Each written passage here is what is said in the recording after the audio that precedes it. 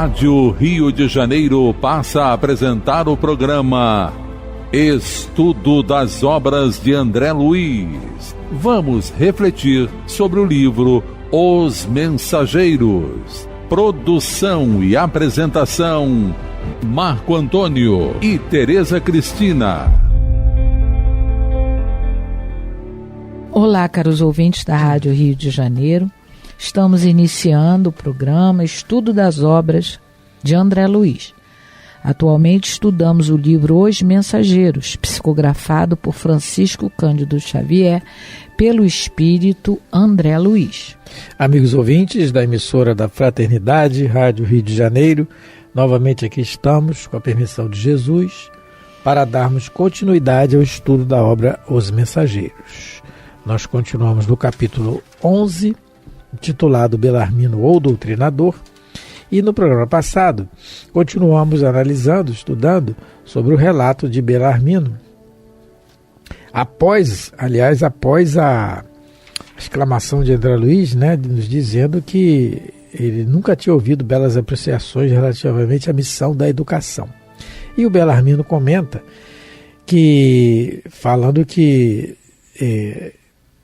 para André Luiz, que talvez o André Luiz tenha estranhado o fracasso dele, mas é que ele agora compreende que a todos que conhecem, que têm o conhecimento, não podem esquecer a prática. E a tragédia dele foi exatamente isso, que ele tinha o conhecimento, mas esqueceu a questão da prática. Comentamos sobre isso, Teresa lembrou uma frase atribuída a Francisco de Assis, em que ele diz que preguemos sempre o Evangelho, se for preciso, falemos, colocando a prática em primeiro lugar, lembrando sempre do Mestre maior nosso, que é Jesus, e que além de ensinar como ninguém, tanto que ele se titula, realmente o título que ele dá a ele é o de Mestre, ele praticou como ninguém, por isso é o nosso modelo e guia, lembrando a questão 625 do Livro dos Espíritos, em que os Espíritos relataram a Kardec que é o nosso guia e o nosso modelo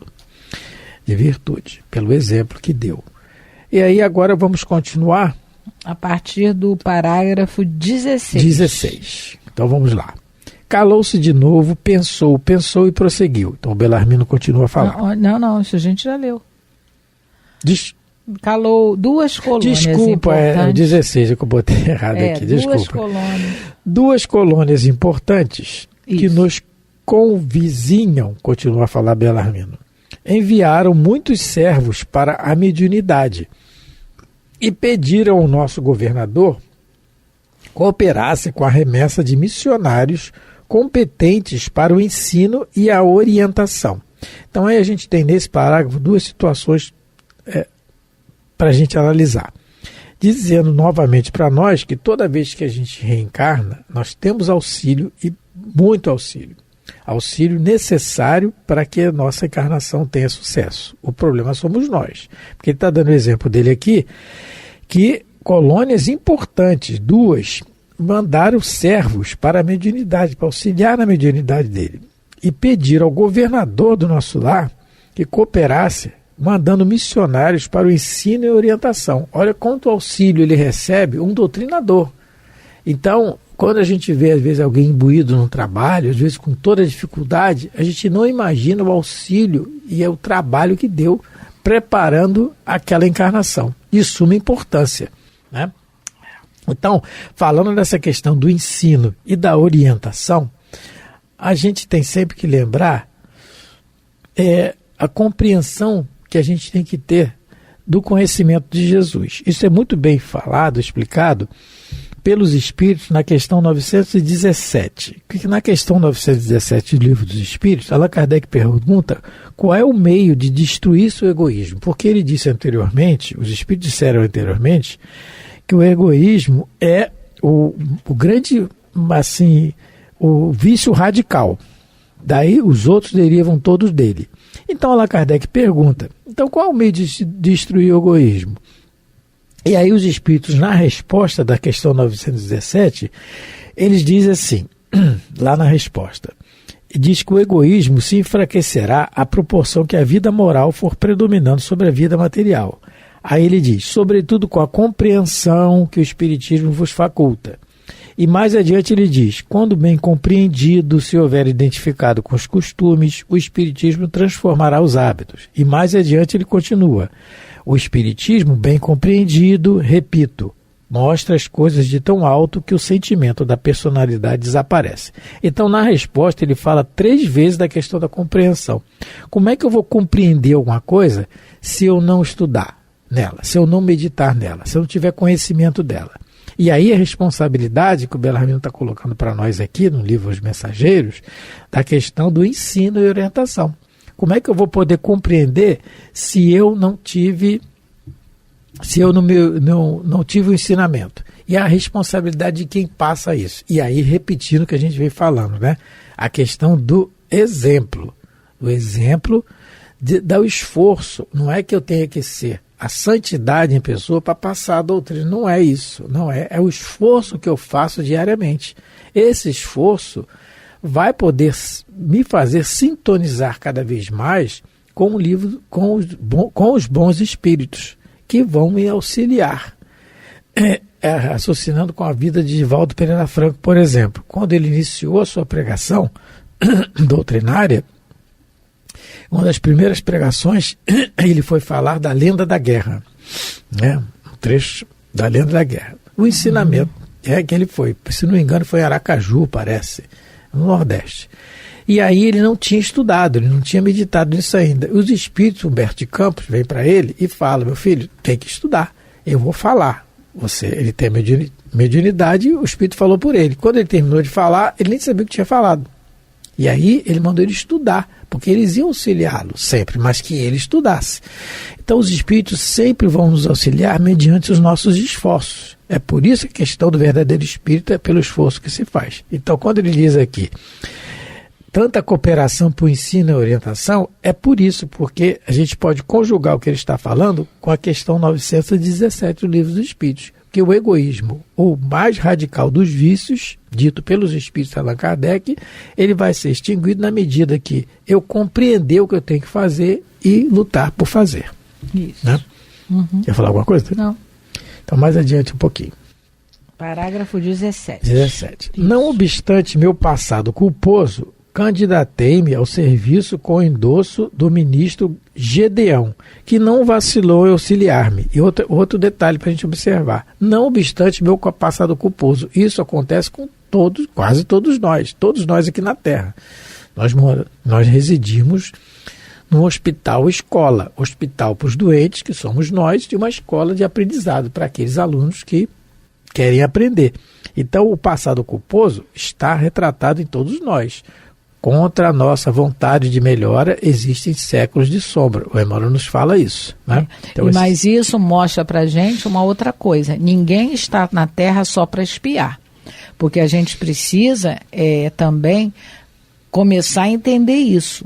Nós temos o nosso passado de sombra, culposo, mas a gente não está aqui, pelo menos a maioria da humanidade, a não ser aqueles espíritos que estão realmente num leito de dor desde a hora que nasce até a hora de desencarnar. Aí realmente esse só está na expiação. Mas a maioria da humanidade da Terra, ela tem o seu quinhão expiatório, mas ela também está aqui para adquirir novos conhecimentos e praticar atitudes mais condizentes ao homem de bem. Então a gente também, porque senão a pessoa acha que a Terra é só sofrimento, não é? Essa tarefa que o Bellarmino se propôs a executar de doutrinador, iria ajudá-lo a resgatar débitos do passado, com certeza, mas ia ajudá-lo também, impulsioná-lo, se ele conseguisse ter cumprido bem a missão, isso iria impulsioná-lo a um outro patamar evolutivo. Então todos nós somos assim, dependendo do nosso comportamento, a gente resgata né, a dívida do passado e ainda consegue dar um salto evolutivo. Um grande exemplo que a Tereza está falando, me veio agora na mente aqui, é de Alarico, o visigodo, que reencarnou depois de várias existências espiando as suas atrocidades. Ele reencarna com a Hanseníase aqui no Brasil, em São Paulo. Ele vai morar num leprosário em Pirapitingui, se não me engano, ou Itu. Pirapitingui. Não sei a cidade qual é, não. Não sei qual é a cidade. E o leprosário lá, e ele se torna espírita lá, depois de ele ver alguns fenômenos e tal, ele se torna espírita, muito inteligente que eu era. E ele funda o Centro Espírita Santo Agostinho, e grande trabalhador, quer dizer, ele estava na expiação, a Hanseníase na época era uma expiação dolorosa, não tinha medicação, a pessoa era afastada e tal. E ele trabalhou, então a expiação veio, mas junto com a expiação ele teve realmente a doutrinação, e aí pelo exemplo. E muito bom, veio aqui na Fora dos Espíritos, né? Aqui na hora veio um exemplo bom, porque ele fala aqui, não obstante meu passado culposo, o passado culposo de Jesus Gonçalves, ele foi Alarico, o visigodo, só pegar lá na história quem foi Alarico. E aí ele vem espiando, depois de várias existências. Depois ele foi Richelieu, moço bom. Depois ele foi Richelieu e tal, junto amigo de Divaldo lá na época, né, da França. Então ele resgata a sua situação, mas no trabalho do bem. No trabalho do bem. O próprio Divaldo, a gente está falando do Divaldo aqui, o Divaldo Pereira Franco também, nessa encarnação, não teve nenhuma doença, mas ele relata isso, ele tinha o germe da Hanseníase no seu perispírito. Pelo comportamento dele, ele podia ficar hanseniano ou não. E numa época, novamente, que né, o hanseniano era afastado. Nós tivemos a oportunidade de conviver no leprosário, aqui em Venda das Pedras, Itaboraí, estado do Rio de Janeiro, há uns 30 anos atrás, né, Tereza? Mais ou menos. E com pessoas que tinham histórias, né, de você ficar assim estarrecido das histórias que a Hanseníase levava a pessoa a sofrer. E tinha um centro espírita lá, Centro Espírita Trabalhadores de Jesus, lembrei o nome agora. E nesse centro, pessoas que trabalharam, fundaram o centro com muita coragem, muita determinação. Fundar um centro espírita. Porque lá também tinha igreja católica. Tinha igreja católica, então a perseguição era ferrenha. E a colônia de hansenianos, ela era afastada da sociedade, tinha suas próprias leis ali dentro. A gente imagina, a gente ouvia relato de história, mas a gente imagina como deveram ter sofrido esses verdadeiros trabalhadores. Realmente, que Kardec coloca lá no Evangelho, né? Verdadeiro espírita, verdadeiro cristão. A luta que deve ter sido. Né? Então, continuando mais um pouquinho. Isso. Deveria desempenhar atividades concernentes ao meu resgate pessoal e atender a tarefa honrosa, vinculando luzes a irmãos nossos no plano visível e invisível. Então, aqui pelo jeito ele seria também um palestrante, vamos dizer assim. Ele a gente vai ver que realmente é isso que ele não veio também, e no caso dele, ele não veio só para doutrinar desencarnados da reunião mediúnica. Ele veio também para orientar os encarnados. Então, provavelmente, na casa, lá no centro espírita que ele frequentava, ele devia ter essa missão de ensinar a doutrina espírita. Ainda mais numa época que não tinham os meios que se tem hoje para propagar o espiritismo. Então tinha que ser mesmo... Tereza lembrou bem, porque... na reunião, né? Durante a reunião. O espiritismo, nessa época aqui, em que ele está relatando André Luiz, década de 40... Era uma coisa. Hoje, ser espírita tá até na moda, né? Eu sou espírita, isso, tá televisão. Tá tudo certo. Hoje não tem problema. Mas naquela época... Você adquire conhecimento na internet, em todos os lugares. Mas nessa época devia haver poucos livros. Não só na questão de pouco livro, mas a questão de você saber e ter a coragem de divulgar, porque você ia ser perseguido nessa época. Sim, com certeza. E muito. Mas quando ele fala aqui, vinculando luzes a irmãos nossos, nos planos essas luzes nada mais são, que luzes são essas? A do conhecimento. Sim. Tem um livro muito interessante, gente, que é pouco conhecido, chamado, o nome do livro é Irmãos Unidos. E é um livro fininho, psicografado pelo Chico, com vários autores. E tem uma página dele, o capítulo 10, intitulado Em Louvor do Livro. E é do Irmão X essa página. E ele fala assim, só vou ler 2 trechinhos. Ele fala assim: Estranha você, meu irmão, que os espíritos desencarnados façam coro com os intelectuais de nosso tempo, devotando-se à organização de livros que concorram no mercado das ideias e das letras. E acrescenta, não precisamos de novos livros, e sim de mãos e pés, consagrados à caridade positiva, a fim de que os famintos e os doentes, os desabrigados e os infelizes, tenham alimento e remédio, casa e consolo. Então, o que o Humberto Campos está iniciando a página falando assim? Ele fala assim, olha, você pode estranhar que os espíritos aqui, eles sempre incentivam a questão do conhecimento, do livro. Você pode estranhar dizendo assim, a gente não precisa de livro, a gente precisa de gente para trabalhar, para dar o que comer para o outro. Aí ele vai comentar nessa página, dizendo que isso é importante, não vou ler a página toda.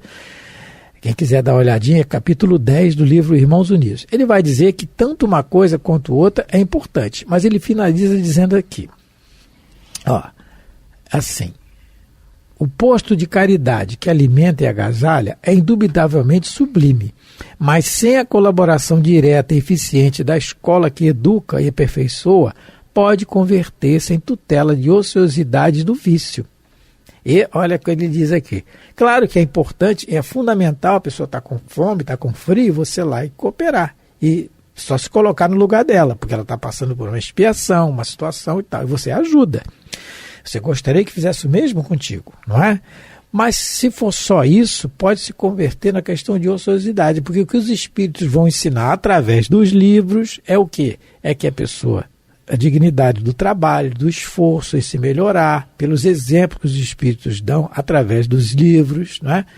E aí ele finaliza assim, decididamente você dispõe de amplo direito de proteger a benemerência pública, onde, como e quando você quiser.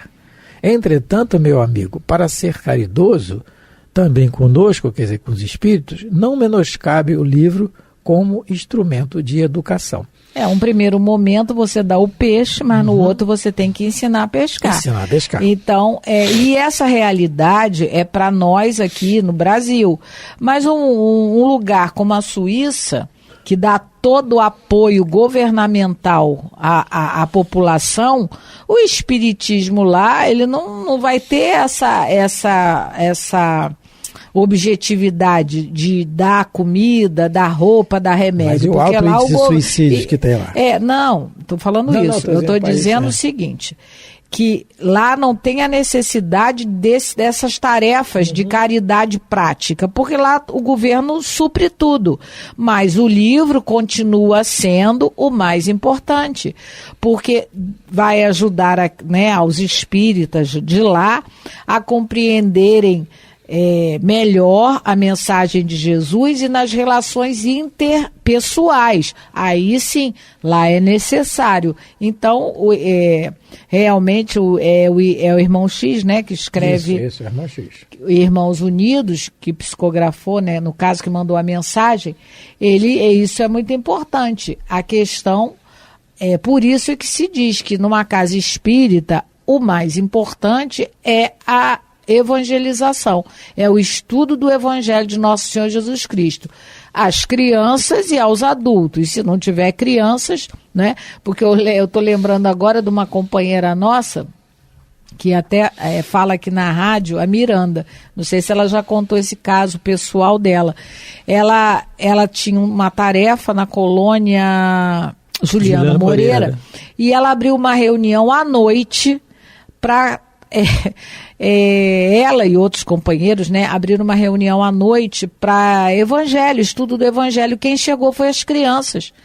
Então, o objetivo da espiritualidade naquele momento, naquela época, naquele lugar, eram as crianças, e elas foram encaminhadas. Então, tem casas espíritas que têm um trabalho, o objetivo são principalmente as crianças, outros as crianças não vão chegar, porque o objetivo é para os adultos. Mas o mais importante numa casa espírita é realmente o estudo, né? É o estudo do Evangelho de Nosso Senhor Jesus Cristo, para as crianças ou para os adultos ou para ambos, do que se tiver que fazer, optar, né, entre uma reunião mediúnica e uma reunião doutrinária, vamos dizer assim, do estudo do Evangelho, a segunda deverá ser a escolhida, o estudo do Evangelho de Nosso Senhor Jesus Cristo. Isso está muito bem explicado no livro chamado Educandário de Luz. Isso. Várias páginas sobre isso. Então, continuando mais um pouquinho. Impunha-se-me, sobretudo, o dever de amparar as organizações mediúnicas, estimulando companheiros de luta postos na Terra a serviço da ideia imortalista. Então, olha só, isso que a Teresa acabou de falar, a questão do estudo. Ele está dizendo que era imposto a ele, sobretudo, o dever de quê? De amparar os médios. Mas no caso dele. Isso, estimulando companheiros de luta. Então, estimulando companheiros. Como é que ele vai fazer isso sem o conhecimento? Como é que ele vai fazer isso sem... Porque quando você tem a tarefa da mediunidade, a tarefa de doutrinar, a tarefa de dialogar, né, de passar o ensinamento, você tem que pegar o exemplo de alguém. No caso da doutrina espírita, se você quer falar de mediunidade, você vai estudar onde? Livro 2, Médios. Compêndio muito bom, deve acompanhar. Nos domínios da mediunidade, exemplo, psicografado por Francisco Cândido Xavier. Porque você não vai dar a sua opinião pessoal, você vai dizer o que os espíritos estão dizendo. O exemplo disso, que é o nosso modelo, é Jesus. Eu só vim ensinar o que o Pai me ensinou. Ele fala isso algumas vezes no Evangelho. Algumas não, várias vezes. Se a gente pode dizer se ele era médio, seria médio de Deus. Então, é o ensinamento. Quando Paulo, Pedro, fazia alguma coisa e ensinaram, quando Gesiel, no livro Paulo Estevão, ensina, ele está dizendo que está repetindo as palavras de quem? De Jesus. Então, tudo aquilo que a gente fala, que a gente propaga, é através do conhecimento que a gente tem de algum espírito que está no livro, que é exatamente o Belarmino está dizendo aqui. Os médios, Os médios, ele veio para dar apoio a esses que vinham com a missão de transmitir a mensagem do mundo espiritual, né? Então ele veio para dar esse apoio, coitado. Mas ele, ao que a gente está vendo aqui, ele não conseguiu apoiar, porque o apoio principal é o apoio do exemplo. Era aí que ele ia influenciar muito mais a nível, não é, da exemplificação, do que só das palavras, só de falar. Mas se você não, se as suas palavras não estão baseadas na prática, na exemplificação, elas desaparecem, elas, como diz, o vento leva.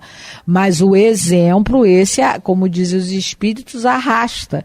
E o nosso amigo aqui, ele, né, a gente viu que ele veio para falar com os encarnados também, mas a tarefa principal era, no caso dele, era a reunião mediúnica. E ele vai dizer daqui mais a um pouco para a gente sobre a quantidade de médiuns que ele tinha que orientar. Ao que parece, o centro espírita que ele frequentava era um centro espírita grande. Porque uma reunião, você ter 8 médiums... Ele já está dando spoiler, mas... É o número de médiums que ele tinha realmente que doutrinar. Não devia ser tudo numa reunião. Devia ser dividido, né? Lembrando que Allan Kardec, estamos terminando já o programa, Allan Kardec sempre lembra o livro dos médios, e o André Luiz também, no Domínios da Mediunidade, que a reunião mediúnica séria é dirigida, programada pelos bons espíritos.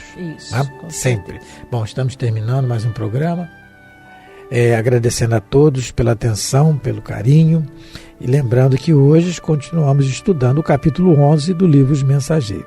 Muita paz a todos, fiquem com Deus. Gostaria de mandar um abraço aos amigos do Vicente Moretti, a companheira Célia Regina, lá de Itapira, a Imê Catagi, de Nilópolis, ou Catagi, Vanessa, do Catete, a Neive e João, de Niterói, a Solange e a Luciana, lá de São Paulo. E a todos os outros que não mencionamos nominalmente, mas sabemos que têm um carinho para com esse programa, para com a Rádio Rio de Janeiro. Muita paz de Jesus a todos. Você ouviu pela Rádio Rio de Janeiro o programa Estudo das obras de André Luiz, com o livro Os Mensageiros. Produção e apresentação: Marco Antônio e Tereza Cristina.